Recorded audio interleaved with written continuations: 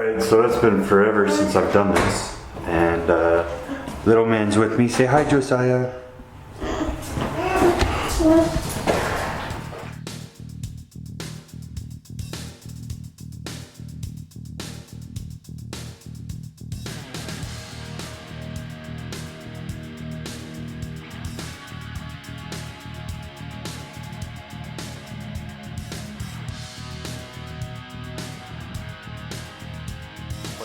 But we gotta run to Walmart and get a couple things.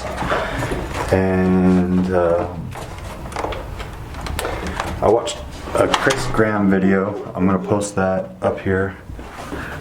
And it was talking about PTSD, and it kind of got me thinking that it's probably time that I come back out here and use this as the therapy I initially started, because, well, let's face it, therapists suck.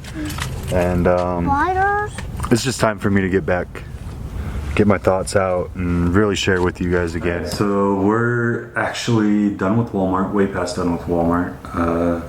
Got the animals taken care of, got the kids to bed, all that good stuff.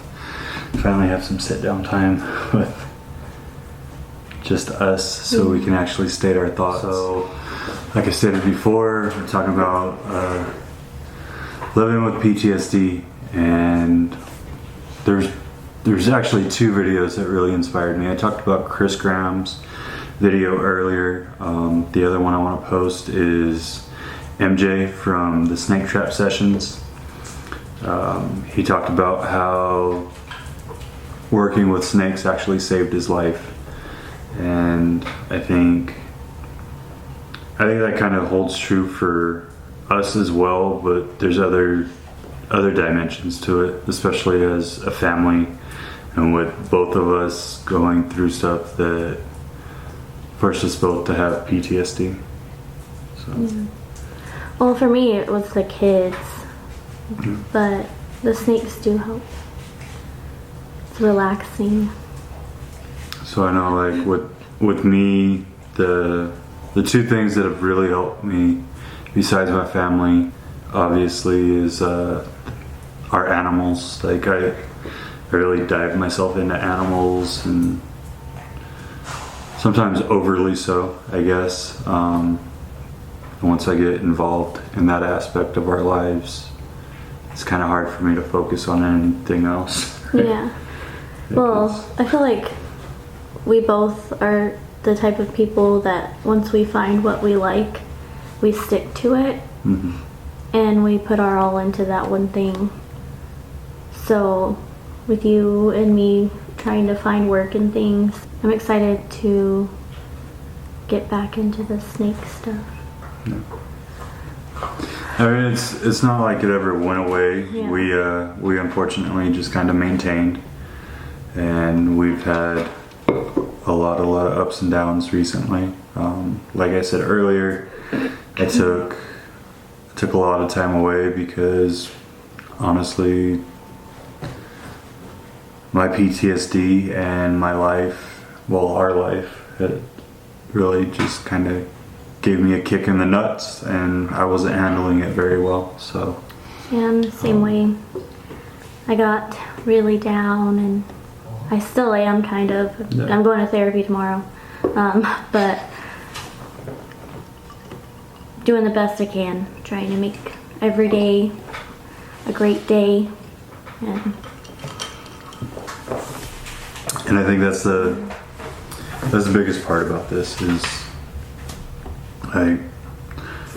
Chris kind of said it in his video. He said, if you're living with someone with PTSD, you don't, well, that person with PTSD has their own things, but you don't realize the effect that it has necessarily on the people around you. And like, for a long time, it's just like, I gotta work through this, and she's gotta work through her stuff, and I feel like mine is just, I get so easily worked up and like high strung, and everything has to be a certain way and in this order, and it has to be clean and blah blah blah, and then I have a baby and 2 toddlers basically running around the house, and everything doesn't stay in its place, and I'm too organized for my own good, but I'm trying to just realize that I'm a mother of 3 children, and my house isn't gonna stay perfect the way that I always have had it, you know. Because even when I was in the barracks, we'd have room inspections, and all my NCOs would be like, "Oh my God, your room is like so clean and perfect." I'll never forget the time Sergeant Beetle found bubble bath in my bathtub, and he was like, "I knew there was going to be bubble bath in here. I knew it was going to be in here." This was like the legitimate bubble bath, like Mr. Bubble bath. So do you wanna kind of talk about what stemmed yours initially, right? As far as the Army. I don't really like talking about it a whole lot, especially for If you don't everyone. want to, it's okay. For everyone to see, I don't feel it's- comfortable. Yeah, I think it's kind of the first step. Yeah. Healing though, and Talking about it. when you're not there, you're not there. Like, it's okay as long as it's coming out to the therapist. Like, I could talk to you That's fine. about it, and my therapist, and even like close friends, but I don't know if I could like deal with it being on the internet, even though I don't read comments necessarily. It's just I don't want anyone to say anything negative because I'll go off, and I don't want to. Which is another issue that I have. My temper is a little bit short. It's a little bit short. Just like her. Yeah, it's because I'm short. My fuse is just small. It's finding ways to work as a team, I guess, and we were both so focused on trying to just fix ourselves and kind of barricade ourselves away from the rest of the family, I guess is the best way of saying it. Like our outer family, not like the kids, but even with the kids. Yeah, even with the kids a little bit, and each other even. Like we put up walls, and we were trying to figure out stuff. Not that we didn't give our kids time or anything like that. I don't want you to think that at all. We just... Well, We weren't... I'm not super like touchy-feely, like emotionally wise or physically, and I'm trying to break down those walls. Like even when Josiah gives me a hug, I get like a little mini panic attack for some reason when people touch me, and it's just I'm getting over that, and it's been difficult, but I think I'm finally kind of reaching in myself and just telling myself to stop being that way, because they're just kids and they need affection and love, and they need to be heard, even though they might just be talking about like a shark or a dolphin or a cat dolphin hybrid like the other morning. It's really been a challenge to kind of find our buttons, I guess, so to speak, like the on-off button, what our triggers are. Yeah. And I think we're both starting to realize like you'd go out what and it is today. you would be busy and things like that, and you'd come home, and I'd be home all day, and I'd be thinking about all these things that I need to tell you. So when you come home, I'm like blah blah blah blah blah blah blah blah, and like you're like, I need time to like decompress before you come at me with all this. I'm like, yeah, that makes sense. So I usually write stuff down because my memory is kind of bad. So I write notes in my notebook to remind me of what I need to tell him and what I need to remember myself, because it's not a tight sealed vault up here.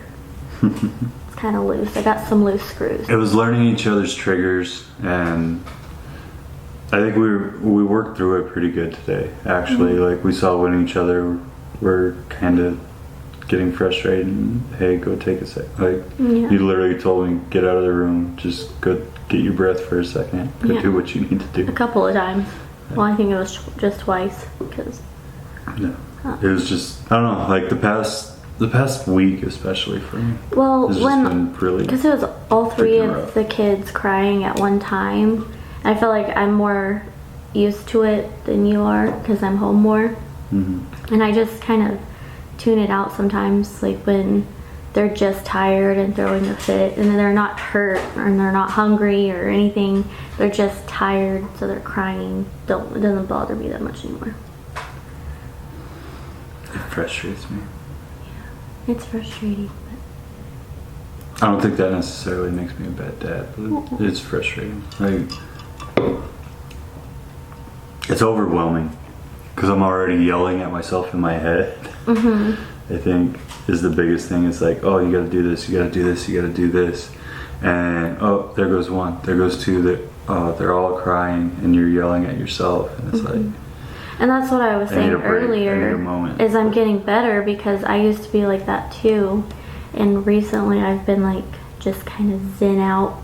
And there's been times where I've gone to the room and like I've put the babies in their cribs and just gone to my room and took 5 minutes to just breathe. And I think that's even with just moms in general trying to raise 3 kids or 2 kids or just one. Like, it's not easy, and people think being a mom or a parent is easy.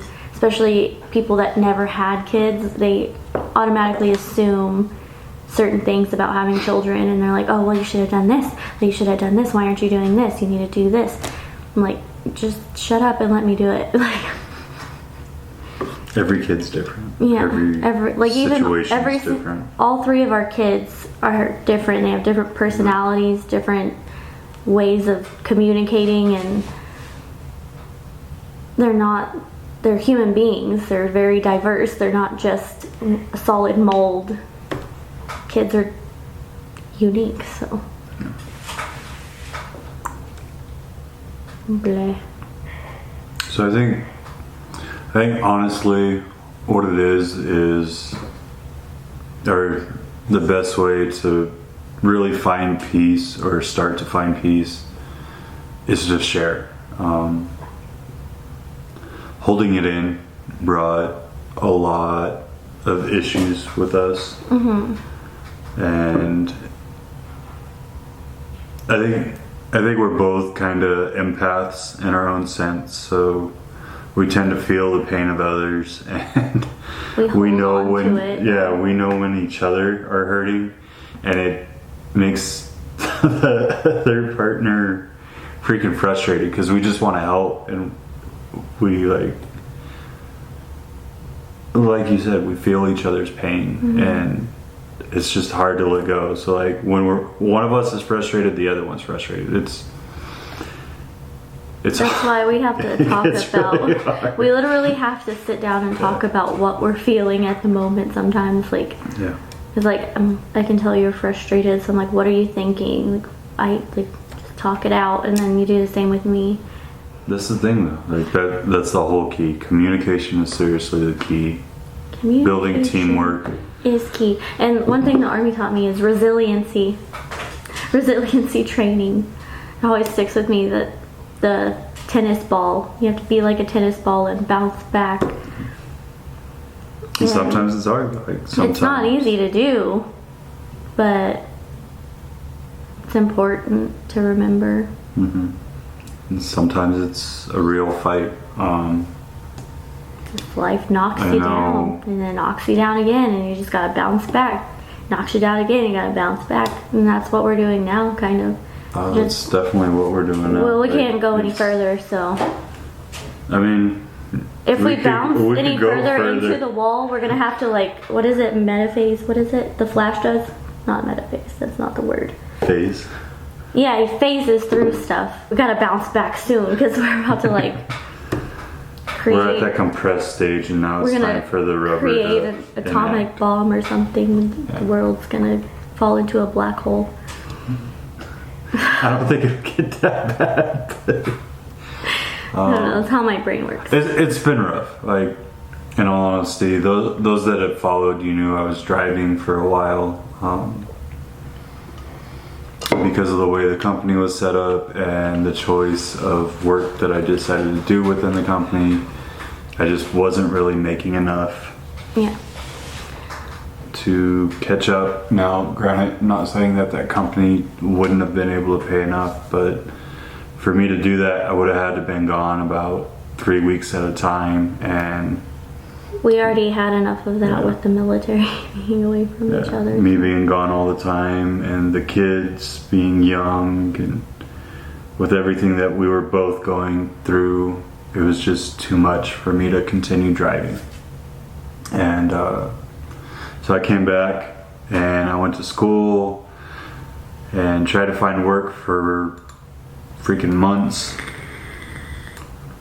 Couldn't find anything. I finally found a part-time job, but it's still not really doing enough. We're continuing to search, but it's part of life, and that's growing pains. And that's kind of why some plans that we both talked about and really wanted to do this year, like we both kind of made the decision that we're going to get back to breeding. We're going to get back to trying to get into the schools and do education shows here and do the things to make our family business, or what we consider to be our family business, I guess, start to flourish and take off, so we're our own bosses instead of having to rely on someone else. But it takes time, and it takes a startup, and that's something that we don't necessarily have right now. We gotta focus on making sure the kids are fed and all that good stuff. So. Yeah. But yeah, that we're moving forward though, so it's not like it's all bad. Like we're actually in a lot better place than we were recently. If you've been, regardless of what your background was, like Chris was a cop. We were both military. Well, you were a cop and military. You were the best of both worlds. But and then I was a medic. Which I'm not really great with authority figures, so I don't know why I went into that profession. I didn't hate it, but I also don't like being told what to do. If you've dealt with PTSD or are still dealing with it, write something down in the comments, let us know. The biggest thing that I think we all want you guys to take from this is to know that there's backing. Like, there's lots of different ways, and that's kind of where my college has taken me. Is I focus more on like PTSD, different programs, and like different ways of helping to cure it or relieve some of the symptoms. Another resource that is out there is Vigilant Valkyrie. My girl Smiles, she's actually deployed right now. She's the manager of the page. Is that what you would call it? I guess. Or not. Well, she's the creator of the page, right? Yeah, she's the one who's running the whole thing. And it's called Vigilant Valkyrie. It's on Facebook and Instagram. You can just type in Vigilant Valkyrie and it will pop up, and you spell Valkyrie VALKYRIE. I didn't know how to spell it at first, but find them on Facebook, Instagram. They're mainly to reach out to female veterans. Their mission statement is connecting and supporting female warriors of all branches through veteran sisterhood, and it's a great page to go on if you need help, if you're feeling down, depressed, suicidal. There's numbers you can find on the page. There's people that will reach out and respond to your comments. So I would just like to put that out there, that Vigilant Valkyrie is a resource that you can go to if you're ever feeling down and need help. And even if you're a male and you go on there, you don't have to be a female, but it kind of branches out more towards the female veterans. And you're a mod, so it's a pretty cool place. And it's something we're both really connected with as well. We really care about veterans and like suicide awareness with veterans. It's actually where my PTSD stems from, is the loss of one of my best friends due to suicide. So It happens too often, and there's people out there that will help you and listen to you, and you don't ever have to get to that point. So we're gonna cut it. You need to cut it. Sorry. my gonna gangster go. came out. Just kidding.